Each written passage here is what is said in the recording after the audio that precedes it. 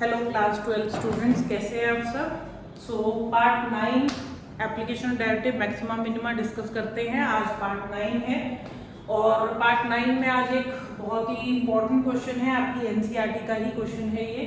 और ये normal questions जैसा नहीं है, मतलब बहुत ज़्यादा कुछ कैलकुलेशंस नहीं है, डेरिवेटिव वगैरह नहीं निकालने। इसमें एक्चुअली हमें प्रूव करना है कि ये तीनों ही फंक्शंस ऐसे हैं जिनमें पॉइंट ऑफ इन्फ्लेक्शन है, मतलब उनमें मैक्सिमम मिनिमम निकल ही नहीं सकता, पॉसिबिलिटी ही जीरो है। तो वो हमें प्रूफ करना है यहाँ पर। तो देखिए मैंने तीनों ही फंक्शंस यहाँ पर लिखे हुए हैं, ये सेम क्वेश्चन आपके एनसीईआरटी में मिलेगा आपको। तो पहला हमारा जो फंक्शन है वो है e की पावर x। तो अगर मैं इसका डेरिवेटिव करती हूँ तो e की पावर x ही वापस आ जाएगा, क्योंकि e की पावर x का डेरिवेटिव e की पावर x होता है। अब हमारा जो नेक्स्ट स्टेप है वो यही कहता है, चाहे हम कोई भी मेथड यूज करें, कि उसमें हमें डेरिवेटिव को जीरो के बराबर रखना है।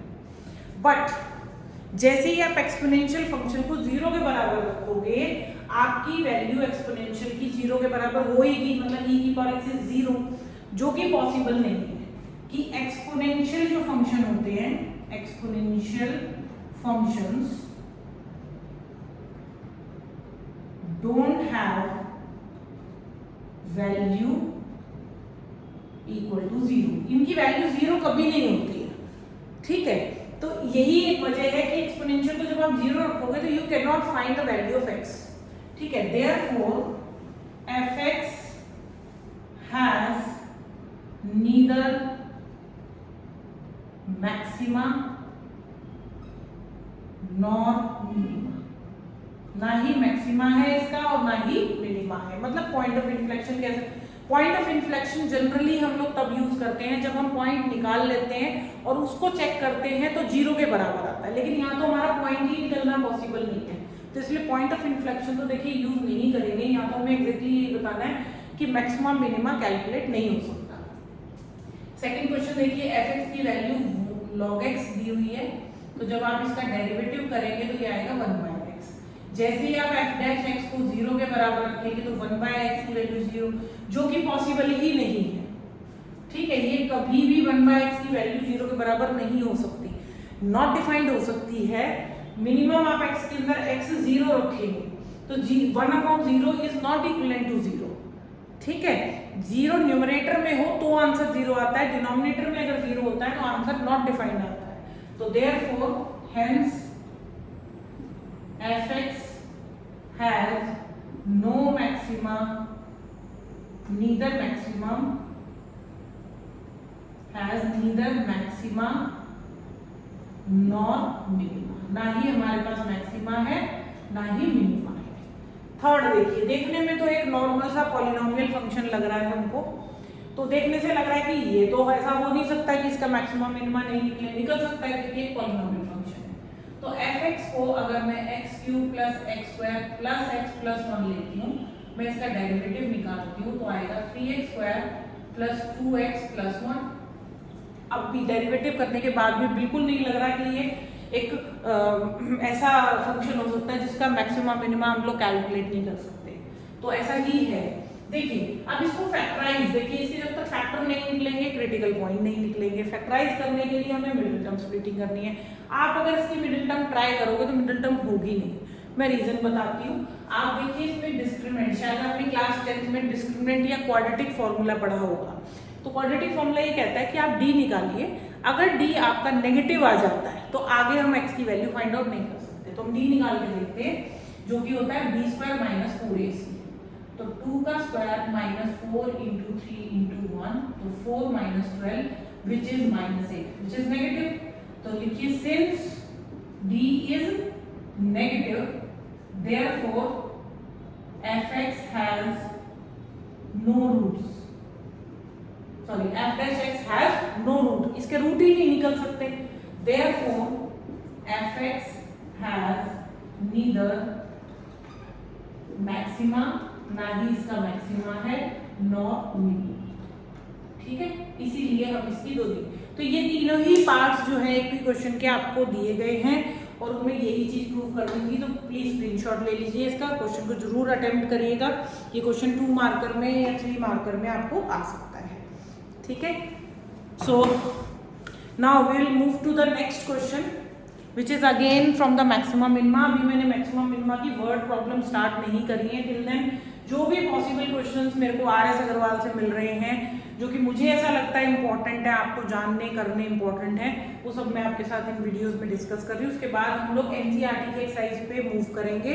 एनसीईआरटी की एक्सरसाइज में स्टार्टिंग के क्वेश्चन जो है वो इसी तरह के न्यूमेरिकल क्वेश्चंस हैं एंड आई थिंक 12 या 13 से स्टार्ट होते हैं, जो कि वर्ड प्रॉब्लम स्टार्ट होती हैं, जो कि क्वाइट थोड़ी सी डिफिकल्ट है। और प्रोसेस यही रहेगा, सेकेंड ऑर्डर डेरिवेटिव जनरली उनमें हम यूज करते हैं। तो चलते हैं कुछ और क्वेश्चंस देखते हैं इसके।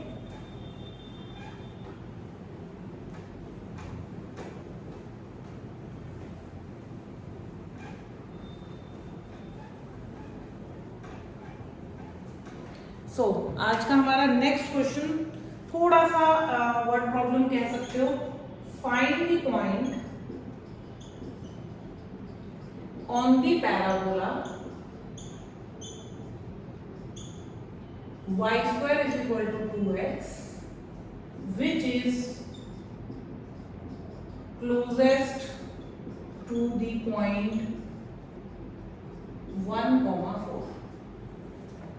देखिए क्वेश्चन थोड़ा थोड़ा ऐसा लग रहा है शायद वर्ड प्रॉब्लम का है। हाँ जी, वर्ड प्रॉब्लम ही है, बट बहुत ज़्यादा कुछ डिफिकल्ट नहीं है। ध्यान से देखिए, ये एक पैराबोला की बात कर रहा है और एक ऐसा पॉइंट मांग रहा है जो वो इस पॉइंट से क्लोजेस्ट हो, मतलब फाइंड द पॉइंट, मतलब जो पॉइंट आपको बताना है वो पैराबोला के ऊपर लाई करना चाहिए और इस पॉइंट से वो क्लोजेस्ट होना चाहिए। क्लोजेस्ट का मतलब क्या है कि उनके बीच का डिस्टेंस मिनिमम होना चाहिए। तो हमें यहाँ पर मिनिमा या मैक्सिमा ही प्रूव करना है। तो आपको सबसे पहले इसके अंदर डिस्टेंस कैलकुलेट करना पड़ेगा। क्या कैलकुलेट करेंगे आप? डिस्टेंस। अब डिस्टेंस निकालने के लिए देखो 2 पॉइंट चाहिए है। हम पहले पॉइंट को लेट करेंगे, तो late required point x, y। ठीक है, इस पॉइंट को आप कुछ नाम दे सकते हैं, जैसे कि मैंने यहाँ a दे दिया है और b पॉइंट हमें ऑलरेडी दे रखा है, इसको मैं b पॉइंट ले लूंगी, so that we can calculate the distance ab। So ab distance, इसमें हम डिस्टेंस फॉर्मूला लगाएंगे। क्लास 10th में आपने डिस्टेंस फॉर्मूला पढ़ा होगा। तो ये a है और एक b है, इन दोनों के बीच का डिस्टेंस निकालना है। तो x - 1 का होल स्क्वायर प्लस y - 4 का होल स्क्वायर, ये ab की वैल्यू कैलकुलेट करेंगे। अब कई बार जब क्वेश्चन के अंदर रूट आ जाता है, देखिए ये इस तरह से रूट आ जाता है, तो उसका डिफरेंशिएशन करना थोड़ा सा डिफिकल्ट हो जाता है। तो आप क्या कर सकते हैं? स्क्वायरिंग बोथ साइड कर सकते हैं। क्या करेंगे हम? Squaring both sides. तो ये ए बी स्क्वायर हो जाएगा और ये आपका स्क्वायर रूट कैंसिल हो जाएगा। तो इससे क्या होगा कि हमारी कैलकुलेशन करनी थोड़ी सी आसान हो जाएगी। जो रूट है ये हमें प्रॉब्लम क्रिएट नहीं करेगा। अब आगे देखिए, इसमें ए बी का स्क्वायर है, तो देखिए डायरेक्ट आपको डेरिवेटिव नहीं लिखना है। ए बी डिस्टेंस को आप चाहो तो कोई वेरिएबल या कोई एक कांस्टेंट कैपिटल लेटर में लेट कर सकते हो, बाकी मेरे को नहीं ऐसा लगता कोई जरूरत है। यहाँ डायरेक्ट हम लिखेंगे 2 into A B into D by, अच्छा पहले हमें क्या देखना है कि हम किसकी रिस्पेक्ट में सॉल्व कर रहे हैं। देखिए किसी भी फंक्शन को जब हम डिराइव करते हैं बेटा, तो हमारा किसी एक वेरिएबल में होना देखिए जरूरी है। तो पहले वेरिएबल में चेंज करते हैं, डेरिवेटिव उसके बाद करेंगे। तो यहाँ पर x और y दोनों दिए हैं, या तो मैं x की रिस्पेक्ट में चलूंगी या फिर y की रिस्पेक्ट में। तो मैं इसके लिए अपनी इस पैराबोला की जो इक्वेशन मुझे दे रखी है, मैं इसका इस्तेमाल करूंगी। यहाँ पर मेरे पास y की वैल्यू भी है जो कि रूट में है, तो मैं इसको इग्नोर कर रही हूँ। मैं यहाँ से वैल्यू कैलकुलेट करूंगी x की, जो कि होगी y²/2। बड़े आसानी से निकल जाएगी, इसलिए मैंने x को रिप्लेस करना ठीक समझा। तो ab² = x की जगह लिखेंगे y²/2 माइनस का 1 होल स्क्वायर और यहाँ पर y - 4 का। ठीक है, अब यहाँ पर सिर्फ डिराइव करना है। देखिए ab को भी हम डिफरेंशिएट कर रहे हैं y की रिस्पेक्ट में, ये ध्यान रखिएगा डिफरेंशिएशन y की रिस्पेक्ट में चल रहा है। तो 2 into ab into d by dy of ab, मतलब इस डिस्टेंस को हम y की रिस्पेक्ट में चल रहे हैं। तो चेन रूल अप्लाई किया, यहाँ पर भी चेन रूल लगेगा 2 इंटू y²/2 माइनस 1 इंटू इसका डायरेक्टिव कितना हो जाएगा y²/2 का, ये हो जाएगा आपका 1/2 into 2y। Please chain rule ध्यान दीजिएगा, मुझे बताइएगा अगर चेन रूल में दिक्कत है तो आप मेरे को प्लीज कमेंट करके बताना, तो मैं अलग से चेन रूल के लिए एक वीडियो बनाऊंगी आपके लिए।